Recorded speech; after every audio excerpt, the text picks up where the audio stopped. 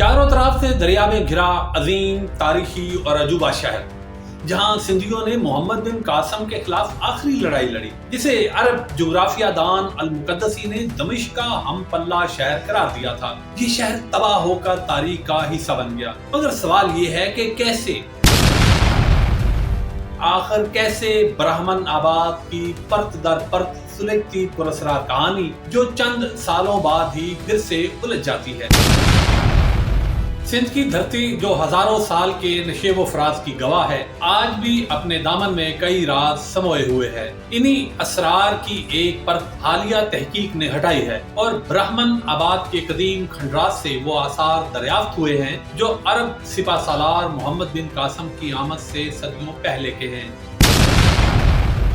तारीखी हवालों में तो इस शहर का तज़किरा मौजूद था, मगर शाह अब्दुल लतीफ यूनिवर्सिटी के शोबाए आसार कदीमा ने जदीद साइंसी तहकीक से साबित कर दिया कि ये बस्तियां 3वीं सदी ईस्वी की यादगार हैं। अगर आप कभी कराची से लाहौर की जानब रेल का सफर करें तो टंडो आदम से गुजरते ही शहदादपुर आता है। यहाँ से 18 किलोमीटर के फासले पर तारीख की दबीज चादर में लिपटा ब्राह्मण आबाद या मंसूरा के कदीम शहर का वो मुकाम है जहाँ वक्त की बेरहम आंधियों ने ईंटों को मट्टी और दीवारों को खाक में मिला दिया।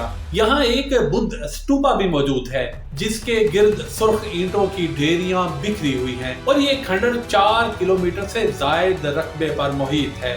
माहरीन आसारे कदीमा कहते हैं कि ये बर्रे सगीर में मुसलमानों का पहला मुस्तहकम मरकज था जो कभी दरियाए सिंध के किनारे एक जजीरा नुमा शहर हुआ करता था। इन आसार की पहली खुदाई माहरीन आसारे कदीमा AF बेलासस और CM रिचर्डसन ने सन 1854 में की। क़याम पाकिस्तान के बाद 1962 में कौमी वजारत आसार कदीमा ने खुदाई की, मगर तहकीकी जामे रिपोर्ट कभी मंजर आम पर न आ सकी।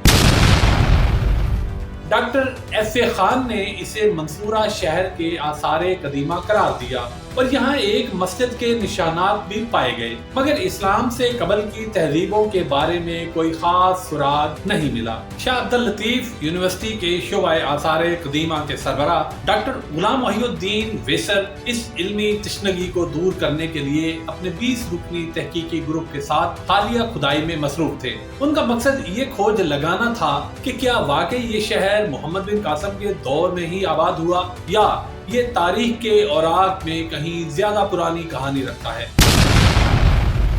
वो इस जमीन की तहों में छुपे उन मिट्टी के बर्तनों, दीवारों और दीगर नवादरात की रोशनी में मुख्तलिफ अदवार के नकूश तलाश कर रहे हैं। मोहम्मद बिन कासम 712 ईस्वी में हजाज बिन यूसुफ के हुक्म पर सिंध में आए। उस वक्त यहाँ राजा दाहिर की हुक्मरानी थी। ब्राह्मण आबाद के खंडरात में एक जामे मस्जिद का जिक्र मिलता है,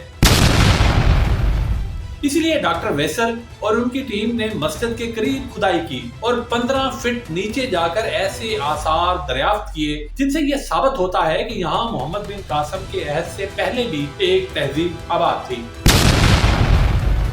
इस तहकीक ने कई दिलचस्प इंकशाफात किए हैं। यहाँ से मिलने वाले बर्तन 3वीं सदी ईस्वी से मुशाबहत रखते हैं जो सासानी दौर के आसार से मेल खाते हैं। बम्बौर के खंडरात से भी इसी तर्ज के नवादरात मिल चुके हैं। इससे जाहिर होता है कि ब्राह्मण आबाद एक खुशहाल शहर था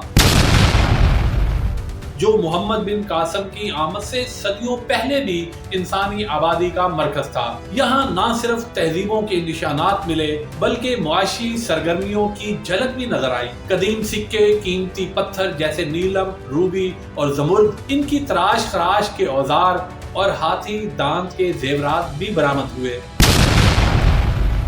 ये निशानदही करते हैं कि ये शहर सिर्फ रिहायशी नहीं था बल्कि यहाँ सनतो हरफत की रोशनियां भी फरोजा थी। पानी के हसूल के लिए यहाँ एक मुनफरद तरीका दरियाफ्त हुआ। मोइंजोदड़ो और बम्बौर की तरह यहाँ भी कुएं मौजूद हैं مگر یہاں مٹی سے بنے پائپوں کے ذریعے ایک ایسی لائن دریافت ہوئی ہے جو زمین کی گہرائی میں 15 فٹ تک چلی جاتی ہے۔ اس طرز کی آبی گزرگاہ پہلے نکاسی آب کا ذریعہ سمجھی جاتی تھی، مگر حالیہ تحقیق سے پتہ چلا کہ یہ در حقیقت پانی کے حصول کے لیے استعمال ہوتی تھی۔ برہمن آباد کے یہ قدیم آثار تاریخ کے اوراق میں ایک نیا باب رقم کر رہے ہیں۔ یہ ہمیں یاد دلاتے ہیں کہ وقت کے سینے میں چھپی داستانیں ہمیشہ کسی نہ کسی لمحے آشکار ہو کر ماضی کے دریچوں کو کھول کر رکھ دیتی ہیں۔ محمد بن قاسم کی آمد نے اگرچہ اس خطے میں اسلام کو قدم جمانے کا موقع دیا، مگر اس سے پہلے یہاں کی مٹی کئی تہذیبوں کا گہوارہ رہ چکی تھی۔ برہمن آباد کی کھدائی تاریخ کے وہ نقوش نمایاں کر رہی ہے جو صدیوں سے دھند میں گم تھے، اور شاید آنے والے دنوں میں مزید حیران کن انکشافات ہمارے منتظر ہوں۔ قدیم سندھ کے گمشدہ دریچے میں اگر کوئی جھانکنے کی جسارت کرے تو اسے برہمن آباد کے کھنڈرات اپنی صدیوں پرانی سرگوشیوں میں بلا لیتے ہیں۔ یہ وہی شہر ہے جسے وقت کی بے رحم آندھیوں نے مٹی میں دبا دیا تھا، مگر اس کی داستانیں آج بھی تاریخ کے اوراق میں سانسیں لے رہی ہیں۔ یہ شہر کسی صوفی کے خواب کی مانند دکھائی دیتا ہے، جہاں راجہ چچ نے مقامی حاکم اگم لوہانا کا لشکر کاٹ کر اس کی بیوہ کی مانگ میں سندور بھرا تھا، اور جہاں سمندر کی سرگوشیاں دیبل بندرگاہ تک سنائی دیا کرتی تھیں۔ ہندو راجاؤں کے ادوار میں برہمن آباد قلعہ بند شہر میں نمایاں تھا۔ 7 قلعوں کی دیواروں میں تاریخ کی سانسیں آج بھی محفوظ دکھائی دیتی ہیں۔ چچنما کے الفاظ میں راجہ داہر کی سلطنت میں یہ شہر ایک ایسی شمع کی مانند تھا جو دور سے روشن دکھائی دیا کرتی تھی، مگر قریب آ کر اس کی لو کی تپش محسوس ہوتی تھی۔ چچ کے بیٹے داہر سنگھ نے یہاں کی حکمرانی سنبھالی، مگر تقدیر کے فیصلے اٹل تھے۔ مولائی شیدائی جنت السندھ میں لکھتے ہیں کہ یہیں ایک بدھ مت کا عبادت خانہ بھی ہوا کرتا تھا، جہاں علم نجوم کے ماہرین اپنی دانش کے چراغ روشن رکھا کرتے تھے۔ چچ نے برہمن ہونے کے باوجود اس عبادت گاہ کو برقرار رکھا۔ یہاں کے در و دیوار نے وہ دن بھی دیکھے جب سندھ کے آسمان پر عربوں کے جھنڈے لہرائے اور محمد بن قاسم کی یلغار نے تاریخ کا دھارا موڑ دیا۔ برہمن آباد کے قلعے کے 4 دروازے تھے: جربیڑی، ساتیا، منڑو اور سالوا۔ ماہ رجب کی چاندنی میں عرب لشکر برہمن آباد کے قریب پہنچا۔ سندھو ندی کی روانی گویا پل بھر کے لیے تھم سی گئی۔ جب جے سن نے اپنی فوجوں کو قلعے کے 4 دروازوں پر متعین کیا، جربیڑی دروازے پر سرکش لہریں سر پٹک رہی تھیں، سالوا کی فصیل پر تلواروں کی چمک کے جھلک دکھائی دے رہی تھی، اور منڑوں کی دیواریں جنگ کے شور سے کانپ رہی تھیں۔ گوریلا جنگ کا آغاز ہوا، کھیت ویران کر دیے گئے، رسد کی راہیں مسدود کر دی گئیں، مگر 6 ماہ کے محاصرے کے بعد دروازے کھل گئے اور عربوں کی فتح کا سورج طلوع ہوا۔ محمد بن قاسم سے سندھیوں کی یہ آخری جنگ تھی۔ مورخ غلام علی علانہ کے مطابق ساسانی خاندان کے گشسپ نے سندھ کی حکمرانی اپنے پوتے بہمن کے سپرد کی تھی، جس نے یہاں ایک نیا شہر بسایا جسے بہمن آباد کہا گیا، جو بگڑ کر برہمن آباد ہو گیا۔ بعض روایات میں اسے منصورہ کا دوسرا نام بھی قرار دیا جاتا ہے۔ مسلمانوں کے عہد میں عسکری اور سیاسی مصلحتوں نے سندھ میں نئے شہر بسانے پر مجبور کیا، جن میں محفوظہ، بیضا اور منصورہ نمایاں رہے۔ بعض مورخین برہمن آباد اور منصورہ کو 2 الگ الگ شہر سمجھتے ہیں، تو بعض انہیں ایک ہی حقیقت کے 2 نام بھی مانتے ہیں۔ بشاری المقدسی، جو 10ویں صدی عیسوی میں سندھ آیا، لکھتا ہے کہ منصورہ اپنی وسعت میں دمشق کے ہم پلہ تھا، جہاں کی جامع مسجد سنگ و خشت کی مضبوطی کا جیتا جاگتا ثبوت تھی۔ یہاں کے باسی گویا وقت کے کاتب تھے، جنہوں نے اپنے عہد کی داستانیں مٹی کی دیواروں اور خشت و سنگ کے سینے میں قید کر دی تھی۔ آج برہمن آباد کے کھنڈرات خاموش ہیں، مگر ان کی خاموشی میں تاریخ کی ایک پکار پوشیدہ ہے۔ یہ وہی پکار ہے جو ہمیں بتاتی ہے کہ وقت کے بہاؤ میں کچھ بھی دائمی نہیں، سوائے ان داستانوں کے جو تاریخ کے صفحات پر ہمیشہ کے لیے امر ہو جاتی ہیں۔ تاریخ کے صفحات پر بعض نام یوں ثبت ہوتے ہیں کہ وقت کی گرد بھی ان کے نقوش کو ماند نہیں کر پاتی۔ برہمن آباد، جسے منصورہ بھی کہا جاتا ہے، ایک ایسا ہی شہر تھا جو کبھی اپنے عروج پر دوپہر کے سورج کی مانند تابندہ تھا،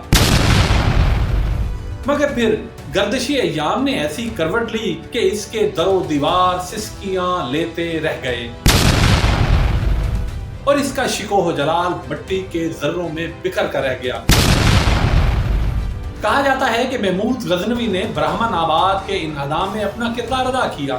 محمد حسین پنور کے بقول جب وہ سومناتھ کے مندر کو خاک و خون میں نہلا چکا تو منصورہ کی جانب بڑھا۔ یہاں خفیف سومروں کی حکومت تھی جو حملے کے بو سونگتے ہی راہ فرار اختیار کر گیا، لیکن شہر کی قسمت میں قیامت کی گھڑیاں لکھی جا چکی تھی۔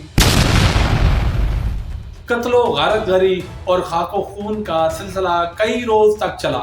اس دوران کئی بستیاں نظر آتش کر دی گئیں۔ محمود غزنوی کے دربار کے شاعر فرخی نے اپنے شعروں میں اس وحشتناک مناظر کو سمیٹنے کی کوشش کی ہے۔ لکھا کہ خفیف کے کھجور کے باغات میں لوگ جان بچانے کے لیے چھپتے رہے،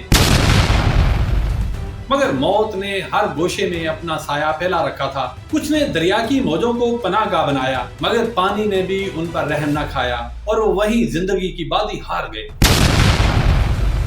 ہنری اس تباہی کی جھلک کچھ یوں دکھاتے ہیں کہ گلیوں میں بکھرے ہوئے سکے اس امر کی گواہی دیتے ہیں کہ یہاں کی دولت کو بے دردی سے لوٹا گیا۔ بعض مورخین یہ بھی بیان کرتے ہیں کہ سومناتھ کی مہم کے بعد محمود غزنوی کی واپسی کے راستے میں منصورہ آیا اور یہاں کے بعد ملتان پر حملہ آور ہوا، لیکن محمد حسین پنور اس روایت سے اختلاف رکھتے ہیں۔ دوسری جانب تاریخ کے کچھ اور دریچے ہمیں اس وقت میں لے جاتے ہیں جہاں شیعہ تحریک کے مبلغ الشتر نے منصورہ میں قدم رکھا۔ یہ عباسی خلیفہ ابو جعفر منصور کا عہد تھا اور منصورہ کا والی عمر بن حفص تھا۔ وہ سادات کا خیر خواہ تھا۔ اس نے الشتر کو خوش آمدید کہا اور شہر کے معتبرین کو دعوت دی کہ وہ اس کی بیعت کر لیں۔ یہ بیعت جمعرات کو ہونا طے پائی، مگر بغداد کے ایوانوں تک جب یہ خبر پہنچی تو الشتر کو اپنی جان بچا کر راہ فرار اختیار کرنا پڑی۔